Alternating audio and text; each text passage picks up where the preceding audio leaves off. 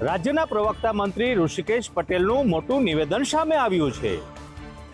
ગંભીરા બ્રિજમાં ચૂક થયાનો સરકારે સ્વીકાર કર્યો છે। વડોદરાના પાદરામાં આવેલા ગંભીરા બ્રિજની દુર્ઘટના બાદ હવે સરકારનું મોટું નિવેદન સામે આવ્યું છે। રાજ્યના પ્રવક્તા મંત્રી ઋષિકેશ પટેલે કહ્યું કે ગંભીરા બ્રિજમાં ક્યાંક ચૂક થઈ છે। સંદેશ ન્યૂઝના સવાલ પર પ્રવક્તા મંત્રીએ આ જવાબ આપ્યો છે। વધુમાં પ્રવક્તા મંત્રીએ કહ્યું કે ₹212 કરોડના ખર્ચે ગંભીરા બ્રિજનું ટેન્ડર કર્યું છે। હવે 3 માસમાં કામ શરૂ કરી દેવામાં આવશે। ચોમાસા પહેલા પણ તમામ ડેમ તમામ પુલોની ચકાસણી થતી જ હોય છે, પરંતુ જે તે વખતે કોઈ પુલો ઉપર ક્યાંક આપણને ગંભીરતા લાગે તો ત્યાં આગળ વાહન વ્યવહાર જે મોડરેટ છે, જે નાના વાહનો પસાર થઈ શકે એવા પુલો ઉપર ત્યાં આગળ ભારે વાહનો માટે બેરિયર લગાવવું જોઈએ, પરંતુ આ ચૂકના કારણે જ આ એક્સિડન્ટ થયો છે। રાજ્યમાં નકલી સીસીસી સર્ટિફિકેટના કૌભાંડનો રાફડો ફાટ્યો છે। મહેસાણામાં થયેલા આ ઘટસ્ફોટ બાદ શિક્ષણ વિભાગ હરકતમાં આવ્યું। ગુજરાતમાં શિક્ષણ વિભાગના ઓનલાઈન વેરિફિકેશનમાં ચોંકાવનારો ઘટસ્ફોટ થયો છે, જેમાં મહેસાણાના કુલ 138 શિક્ષકોના સીસીસી કોમ્પ્યુટર સર્ટિફિકેટ નકલી હોવાનું સામે આવ્યું છે। સમગ્ર મામલે સઘન તપાસ હાથ ધરવા માટે શિક્ષણ વિભાગ દ્વારા કમિટીની રચના કરવામાં આવી છે। શિક્ષણ વિભાગે તપાસ કરતા 138 શિક્ષકોના સર્ટિફિકેટ ઓનલાઈન હયાત ન હોવાનું માલુમ પડ્યું છે।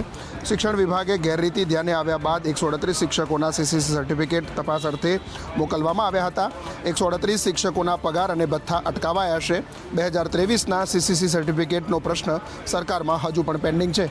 ગુજરાતમાં છાશવારે આ નકલી કૌભાંડો સામે આવી રહ્યા છે, ત્યારે આ બાળકોમાં શિક્ષણનું અને સંસ્કારનું સિંચન કરનારા આ શિક્ષકો જ ખોટા સર્ટિફિકેટ લાવે તો શું સ્થિતિ હોઈ શકે છે? વિવાદ થતા વીર નર્મદ દક્ષિણ ગુજરાત યુનિવર્સિટીએ 24 જ કલાકમાં પલટી મારી છે।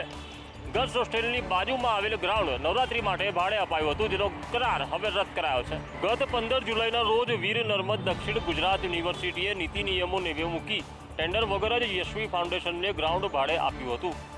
નવરાત્રી માટે ગર્લ્સ હોસ્ટેલની બાજુમાં આવેલી મોકાની 1.80 લાખ ચોરસ મીટર જગ્યા ફક્ત 62 લાખમાં ભાડે પટ્ટે આપી દીધી હતી।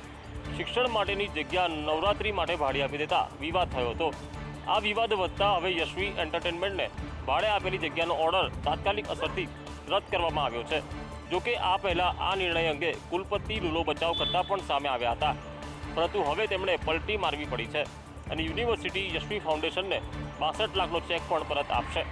અને જે ખાનગી પાર્ટીને જે કામ સોંપેલું હતું એનો પણ અમે રદ કરી દીધો છે અને એને હુકમ પણ બજવણી પણ થઈ ગઈ છે અને સંપૂર્ણ જે કંઈ ઠરાવો છે સત્તામંડળના એ ઠરાવને આદરણીય કુલપતિશ્રીએ આદેશમાં મૂક્યો। વડોદરામાં વ્યાજખોર મા દીકરાએ માનવતા નેવે મૂકી વ્યાજ ન ચૂકવતા મનોદિવ્યાંગ દીકરાને 3 મહિના ઘરમાં પૂરીને રાખ્યો।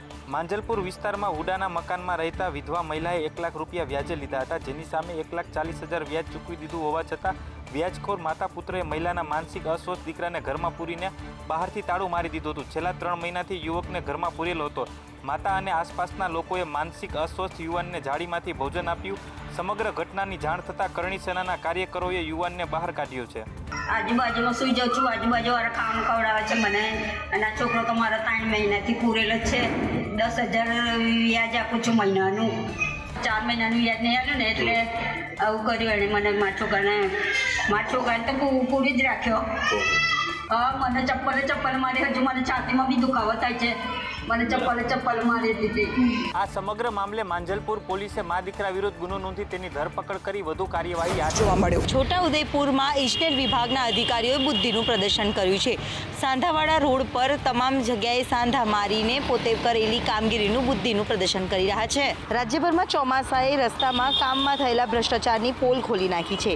રાજ્યનો એક રસ્તો સલામત હોય તેવું જોવા નથી મળતું અને જેના કારણે જનતા અત્યારે પીડાઈ રહી છે। ત્યારે ખાડે ગયેલા તંત્રના અધિકારીઓ પોતાનું પાપ છુપાવવા થીગડા મારી રહ્યા છે, પરંતુ તેમાં પણ ભલીવાર નથી। નસવાડીના આ દ્રશ્યો કે જ્યાં રસ્તામાં માટીવાળા મટીરિયલ કપચી નાખી કામ કરવાની જગ્યાએ પાણી ભરેલા ખાડામાં સિમેન્ટ નાખવામાં આવી રહ્યા છે। હવે આ ખાડા પૂર્યા છે, આ પહેલાં બી 3 દિવસ પહેલાં બી ખાડા પૂર્યા હતા, એમાં બી માટીવાળો માલ નાખ્યો હતો અને આજે બી માટીવાળા માલની અંદર કપચીને એની અંદર આ લોકો સિમેન્ટ નાખે છે। હવે આ ખરેખર નહીં જ ચાલે પણ આ એન્જિનિયરોના બુદ્ધિનું પ્રદર્શન કહેવાય એને।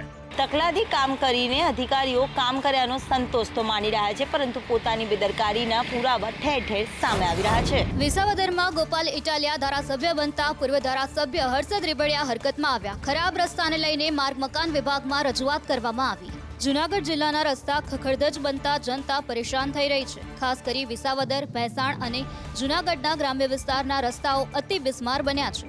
ત્યારે પૂર્વ ધારાસભ્ય હર્ષદ રીબડિયાએ માર્ગ મકાન વિભાગને પત્ર લખી રજૂઆત કરી છે. તાત્કાલિક રસ્તાઓનું સમારકામ કરાવવા કહ્યું છે. માર્ગ મકાન સ્ટેટ વિભાગ જૂનાગઢ તેમજ માર્ગ મકાન પંચાયત વિભાગ જૂનાગઢને પત્ર લખીને જાણ કરી છે કે વિસાવદર, ભેંસાણ તેમજ જૂનાગઢ ગ્રામ્ય વિસ્તારમાં સતત વરસાદ પડવાથી ડામર રોડમાં ખૂબ મોટા ખાડાઓ પડ્યા છે. લોકો હેરાન પરેશાન થાય છે. તો મેં એવી પત્રમાં એને વિગત આપી છે કે આપણો અહીંયા ખંભાળિયા, વિસાવદર તાલુકાનો ખંભાળિયાની અંદર માર્ગ મકાન સ્ટેટ વિભાગનો ડામર પ્લાન્ટ છે. એ ડામર પ્લાન્ટ તાત્કાલિક ચાલુ કરીને માર્ગ મકાન પંચાયત તેમજ સ્ટેટ વિભાગના જે કોઈ રસ્તા છે એમાં મજબૂતાઈથી ડામરના પેચ થાય અને રોલર ચાલુ છે. દેશભરમાં વરસાદથી જ નદીઓ ગાંડીતૂર બની છે, ત્યારે ઉત્તરાખંડના વિકાસનગરમાં વરસાદી પાણીના પ્રવાહમાં એક કાર તણાઈ.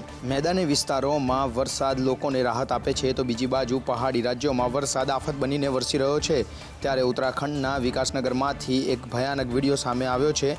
ભારે વરસાદ બાદ નદી બે કાંઠે વહી રહી છે. પાણીના ધસમસતા પ્રવાહમાં એક કાર ચાલક પોતાના જીવને જોખમમાં મૂકીને રસ્તો પાર કરી રહ્યો છે.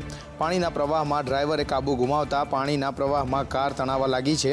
ડ્રાઈવર અથાગ પ્રયત્નો કરે છે, પરંતુ પાણીના જોરદાર પ્રવાહ સામે કારનું મજબૂત એન્જિન પણ હાર માની ગયું અને કાર નીચે પડી જાય છે. જોકે સ્થાનિક લોકોએ તાત્કાલિક ડ્રાઈવરનો જીવ બચાવી લીધો. આ ઘટના બાદ સ્થાનિક પ્રશાસન દ્વારા લોકોને વરસાદી પાણીમાંથી પસાર ન થવા અને સુરક્ષિત સ્થળો પર રહેવા માટે વિનંતી કરી છે. ભારે વરસાદને લઈ પ્રયાગરાજમાં ગંગા લેટે હનુમાનજી સુધી પહોંચી, ત્યારે કાશીમાં દર કલાકે ગંગાનું જળસ્તર 4 સેમી વધી રહ્યું છે. ઉત્તર પ્રદેશમાં ભારે વરસાદ પડી રહ્યો છે, જેના કારણે વારાણસી, પ્રયાગરાજ, સંભલ સહિત 10 શહેરોમાં મેઘરાજા મન મૂકીને વરસી રહ્યા છે. જેથી પ્રયાગરાજમાં ગંગા, યમુના નદીઓનું પાણી હનુમાનજીના ગર્ભગૃહ સુધી પહોંચી ગયું છે અને હવે લોકોના ઘરમાં પાણી ઘૂસવા લાગ્યા છે. ત્યારે વારાણસીમાં ગંગા નદીના જળસ્તરમાં દર કલાકે 4 સેન્ટીમીટરનો વધારો થઈ રહ્યો છે, જે આસપાસના લોકોને ડરાવી રહ્યો છે. બધા 84 ઘાટ પાણીમાં ડૂબી ગયા છે. અત્યાર સુધીમાં ઘાટ કિનારે આવેલા 1000 મંદિરો પણ ડૂબી ગયા છે. ગંગા ભયના નિશાનથી માત્ર 1.56 મીટર દૂર છે. છત્તીસગઢ અને ઝારખંડમાં વરસાદની અસર સોનભદ્રના કાનહાર ડેમ પર દેખાઈ રહી છે. ડેમનું પાણી સ્તર 256 મીટર સુધી પહોંચી ગયું છે, જેના કારણે ડેમના 4 દરવાજા ખોલીને 1200 ક્યુસેક પાણી છોડવામાં આવ્યું હતું. હજી ગંગા નદીના પૂરનો ખતરો ટળ્યો નથી. હવામાન વિભાગે ઉત્તર પ્રદેશના 53 જિલ્લામાં ભારે વરસાદનું એલર્ટ આપ્યું છે.